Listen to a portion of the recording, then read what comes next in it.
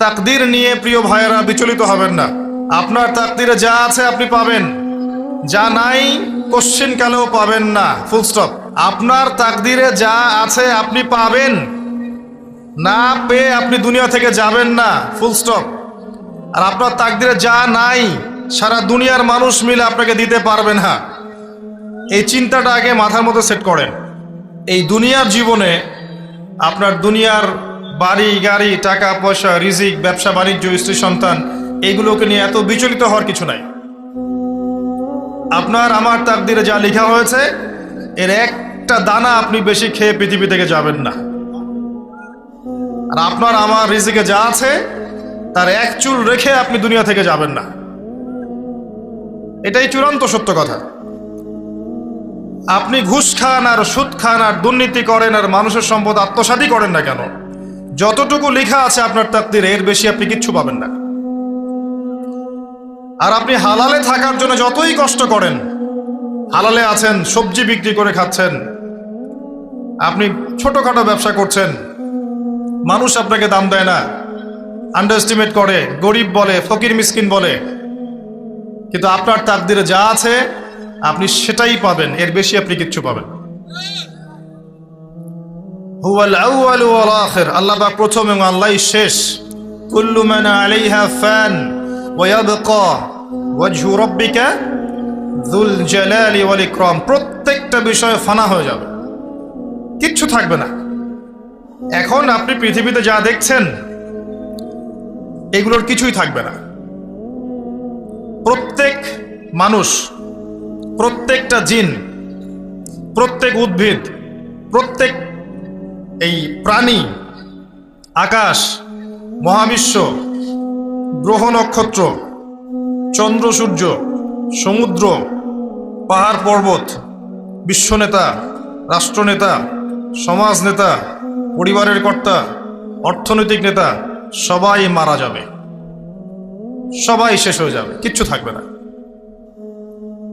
এই বিষয়টা আগে ভালো করে হজম করতে হবে যে আমরা এখানে থাকতে আসিনি, আমরা এই দুনিয়ায় থাকতে আসিনি, আমরা এখানে এসেছি চলে যেতে।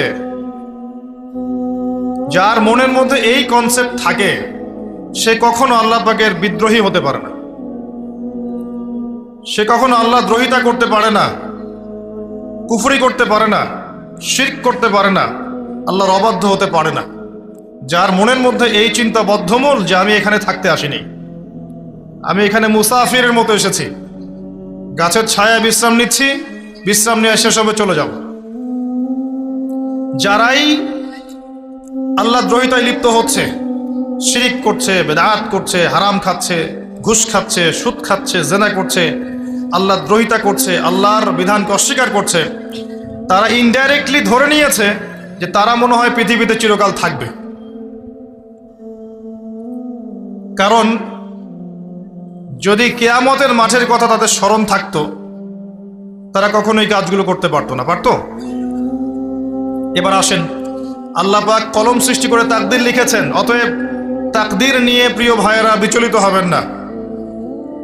আপনার তাকদীরে যা আছে আপনি পাবেন, যা নাই কোশ্চেন কালেও পাবেন না, ফুল স্টপ।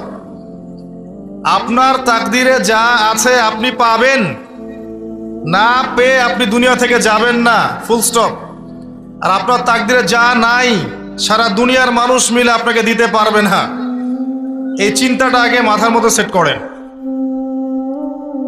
এই চিন্তা যার মধ্যে ইনস্টল করা আছে সে আত্মহত্যা করে না কখনো, সে হতাশ হয় না কখনো, সে ভয় পায় না, আল্লাহর পথে চলতে গিয়ে পিছু পা হয় না, সে জালেমের সামনে মাথা নত করে না। যার মাথায় এই চিন্তা আছে যে আল্লাহ যা লিখেছেন এটা হবে, যা লিখেন নাই সারা দুনিয়ার মানুষ মিলে সেটা হবে না, সিম্পল। এর মধ্যে আল্লাহ পাক পরীক্ষায় ফেলবেন, ওই বিষয়টা ডিফারেন্ট।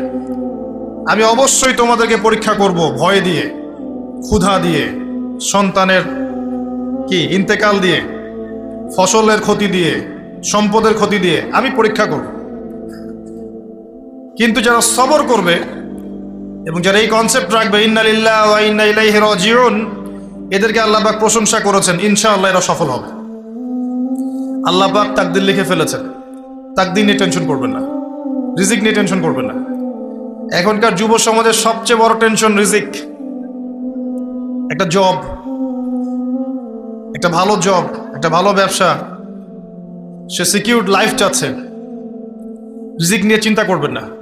আপনার কাছে যে রিজিক আছে এটা আপনার কাছে আসবেই ইনশাআল্লাহ। হয়তো সময় লাগছে কিন্তু আপনার কাছে আসবে ইনশাআল্লাহ তাআলা। আপনি হালালের উপর থাকবেন, ন্যায়ের উপর থাকবেন। আপনি অন্যায় পথে রিজিক সার্চ করবেন না। আপনার তাকদিরে যে রিজিক আছে আপনার কাছে আসবে ইনশাআল্লাহ। এবার আসেন, আল্লাহ পাক এরপরে সৃষ্টি করেছেন মহাবিশ্ব।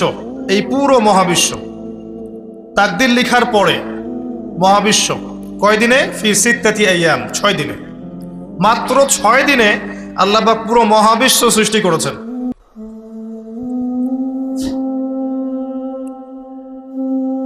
হুয়াল্লাযী খালাকাস সামাওয়াতি ওয়াল আরদা ফি সিত্তাতি আইয়াম সুম্মা ইস্তাওয়া আলাল আরশ। সূরা হাদীদের মধ্যে একটা আছে, তিনি সে আল্লাহ যিনি এই মহাবিশ্ব সৃষ্টি করেছেন 6 দিনে, এরপরে আরশের উপর সমাসীন হয়েছেন। আল্লাহ পাক এর একদিন আমাদের একদিনের মতো নয়, বরং কিয়ামতের মাঠে যেদিন আমরা দাঁড়িয়ে থাকব এই দিনটা হবে আল্লাহর হিসেবে 50,000 বছরের সমান। মানুষ অস্থির হয়ে থাকবে, বিচার শুরু হচ্ছে না কেন। অপেক্ষা করা কাজটা খুব যন্ত্রণাদায়ক, তাই না? কারো জন্য অপেক্ষা করা, অপেক্ষা করে আছেন, 1 ঘন্টা পর আসবে, এলো না, আপনি অস্থির হবেন। 2 ঘন্টা পরে এলো না, 10 ঘন্টা পরে এলো না, আপনি অস্থির হবেন, পায়চারি করবেন, বই পড়বেন, নাস্তা খাবেন, হাঁটাহাঁটি করবেন, আপনি ব্যাকুল হয়ে যাবেন। অপেক্ষা করা একটা ডিফিকাল্ট কাজ। কিয়ামতের মাঠে মানুষ 50,000 বছর অপেক্ষা করবে, বিচার শুরু হচ্ছে না কি জন্যে। সবাই গিয়ে ধন্না দিবে, প্রথমে আদম আলাইহিস সালাম, তারপরে নূহ আলাইহিস সালাম, ইব্রাহিম, মূসা, ঈসা আলাইহিমুস সালাম।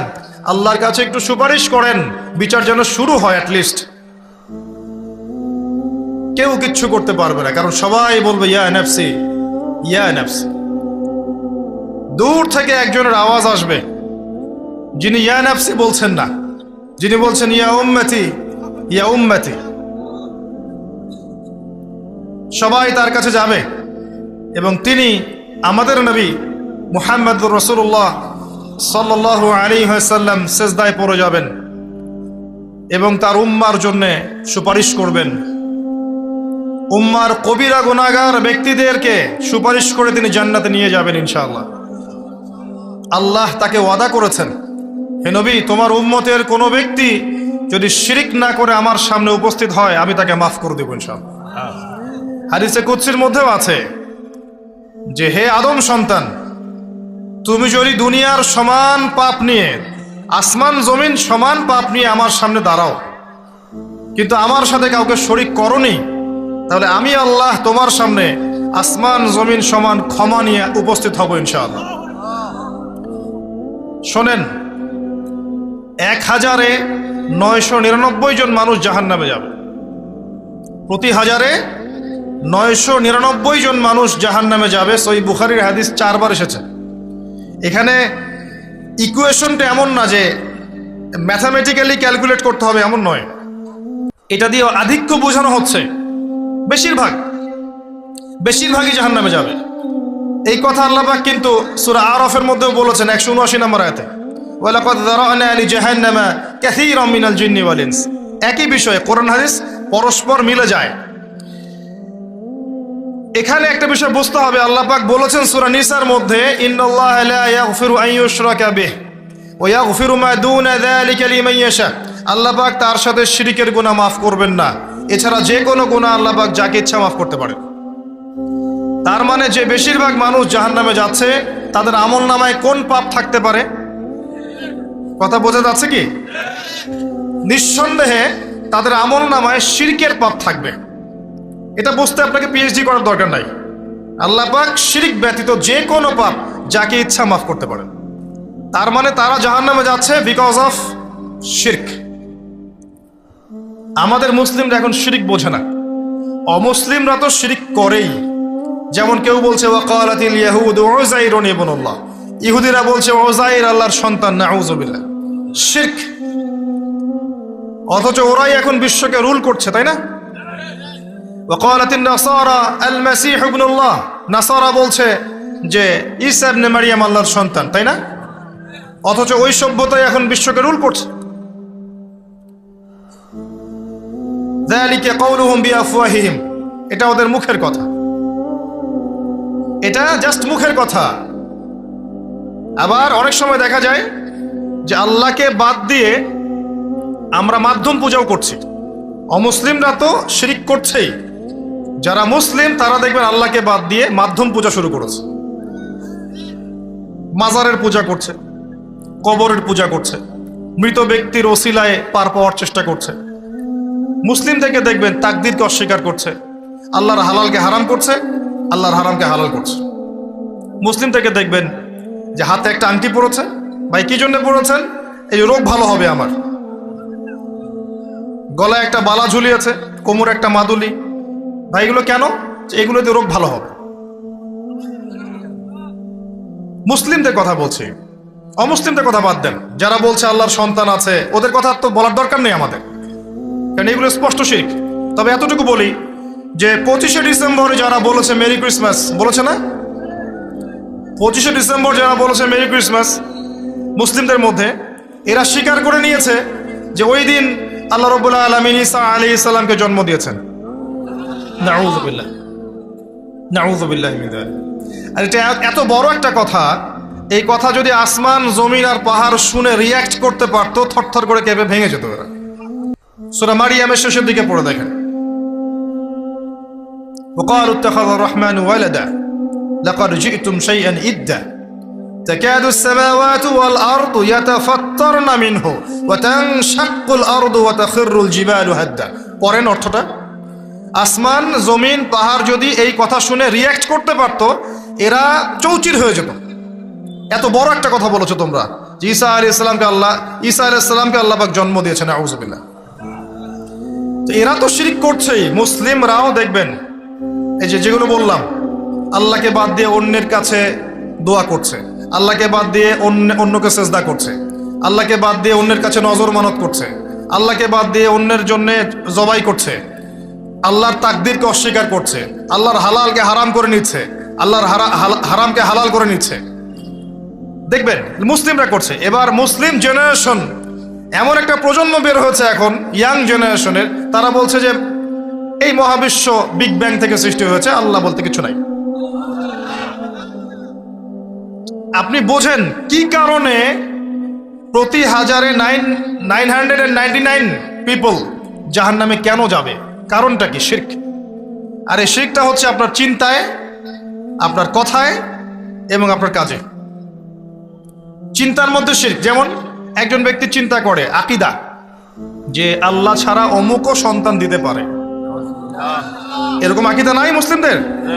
আছে। একজন বলছে আল্লাহ কল্যাণের মালিক আর শয়তান হচ্ছে অকল্যাণের মালিক। কথাটা শুনতে খুব ভালো লাগে না? অকল্যাণ হয়তো আল্লাহর পক্ষ থেকে আসে না, আল্লাহ পবিত্র, অকল্যাণ শয়তানের পক্ষ থেকে আসবে। ব্যাপারটা কি এমন? ভালো মন্দ, কল্যাণ অকল্যাণ, দুঃখ কষ্ট সুখ সবকিছু কার পক্ষ থেকে আসে? এমন নয় যে ভালোগুলো আল্লাহ দেন, অকল্যাণগুলো শয়তান দেয়, নাউযুবিল্লাহ। এরকম আকীদা আছে মানুষ। কিছু মানুষ বলছে তাকদীর বলতে কিচ্ছু নাই, মানুষ নিজেই তার কর্মের নিয়ন্ত্রণ, শিরক। কিছু মানুষ বলছে যে ভাগ্যই সব, মানুষের কাজের কোনো স্বাধীনতা নাই। মানে ভাগ্যই সব, আমার কাজের কোনো স্বাধীনতা নাই, আমি কলের পুতুল। চুরি করেছো কেন? আল্লাহ তাকদীরে লিখেছে তাই। সুদ খাও কেন? ঘুষ খাও কেন?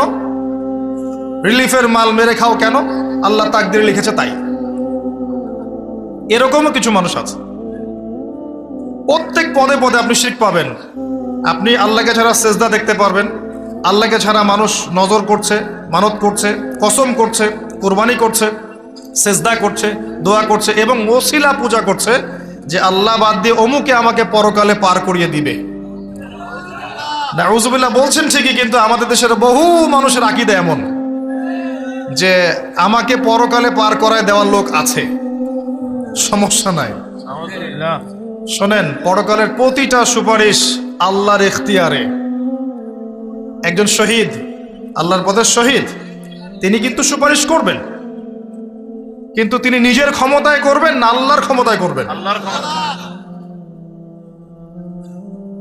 আলেম, হাফেজ, আল্লাহর পথের যারা মুজাদ্দিদ ছিলেন, আল্লাহওয়ালা আউলিয়া মানুষ, নবীগণ, সিদ্দিকগণ, সুহাদা সুপারিশ করবেন নিজেদের ক্ষমতায় না আল্লাহর ক্ষমতায়?